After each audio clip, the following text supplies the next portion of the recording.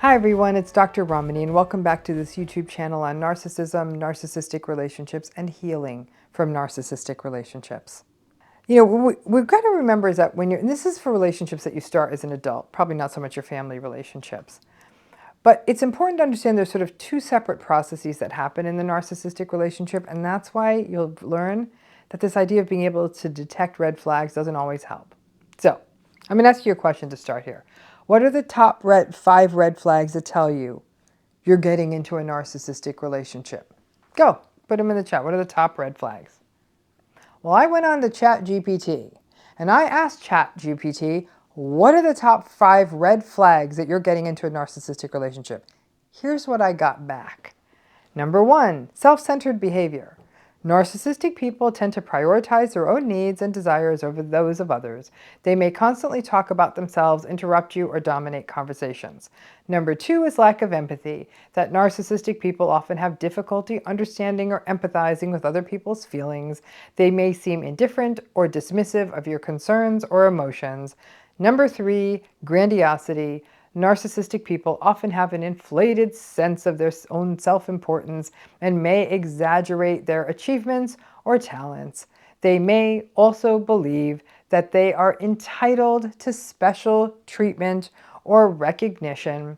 Number 4, manipulation. Narcissistic people may use manipulation tactics to control you or dominate you. They may lie or gaslight or use guilt to get what they want. And number 5 is lack of accountability. Narcissistic people often struggle to take responsibility for their actions and may blame other people for their mistakes or their shortcomings. They may also refuse to apologize or make amends for their behavior. After I read that, I was like, I was worried that ChatGPT may put me out of a job. Not worried about that anymore. ChatGPT, those aren't red flags. Those are a description of a narcissistic person's behavior. This is the problem. This whole idea of red flags, good luck.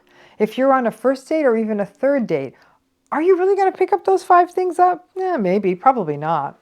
Maybe you'll see them attempt to manipulate a server in a restaurant to get a better table.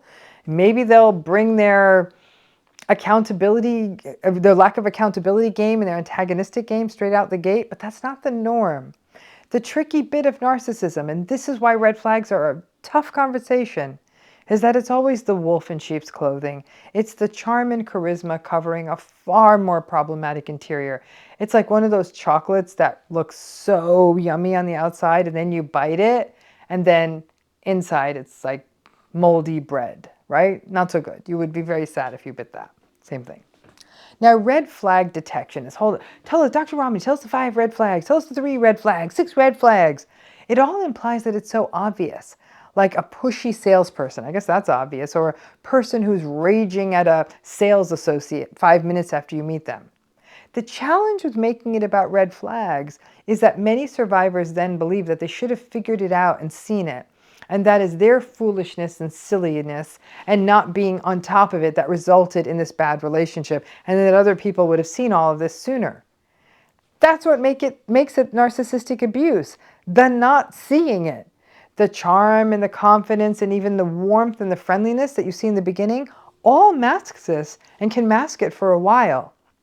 Now listen, I completely understand why people want me to talk about red flags and hear about red flags and learn about red flags, because if we could just understand red flags, then we could avoid the whole mess, and that's what people hope for. Enough of us have survived these relationships that we don't want to do this again. And other people may be thinking, I never want to do this once, so can you give me some tips on how to avoid them? But that actually means that when we focus on red flag, we miss what may be the more important conversation, the second process of these narcissistic relationships, which is the getting stuck part. That's what's more important. Listen, we all have bad encounters and awful people that come into our lives and that mess things up for us and leave us feeling terrible. But it takes a minute to figure it out. The good stuff in us, our empathy, our warmth, our patience, our circumspection, all mean that we do not always pick it up fast, that we do give second chances and cut people slack and give them benefits of the doubt and all of that. Those are nice parts of us that do this. So then 6 months, 12 months, 2 years in, it's not about red flags anymore. It's now about something that was not looking great in the beginning, and now it's totally overtaken our lives. This could happen with a new confusing relationship you're in, an overwhelming friendship or roommate, a very difficult colleague. And at this point, the conversation switches away from red flags and into trauma bonds. Now, deeper stuff in us is keeping us stuck. Lucky folks after a few years might be able to get out, but for others, especially those of you who grew up in a narcissistic family of origin and those issues are still sort of biting at your ankles, it can be easy to get stuck if you haven't unpacked the whole trauma bond thing. The getting in, sure, it would be great if you could avoid it, but the real work is on identifying these patterns like trauma bonding and like the ongoing patterns that repeat in narcissistic relationships so you don't get stuck. The stuck is the stuff that harms you and really does you in. Some of you may be thinking, and I know it doesn't fit as well in this model, what about families? I didn't get to do the whole red flag thing with my parents. No, you did not. So all of it is about the slowly extricating and the not getting stuck. And the red flag chat usually doesn't apply to families, which are an entirely different animal. But the stuckness does. And if you can start disconnecting there, it actually becomes a parallel process whereby you are able to start disconnecting from other narcissistic relationships. The more narcissistic relationships you disconnect from, the better you will be able to probably pick up on some of the red flag patterns and, more importantly, to act on them. Seeing the red flags isn't worth anything if you do not take them in as a wake-up call and pay attention long enough to get out. But we don't always see them because we don't. I mean, listen, it's hard to see the darkness when it's hidden under the eternal sunshine of charisma. But the getting stuck, the trauma bonding, the enabler pressures, the excuse making, the fear, that's the stuff that makes us lifers, the long haul survivors of these relationships. So let's just chill on the whole red flags of it all and spend more of the effort on understanding the stuckness. What created the ecosystem that kept this whole relationship so stuck? What elements of history, what of their behaviors were confusing? What are your vulnerabilities and what were your strengths? All that stuff gets you stuck.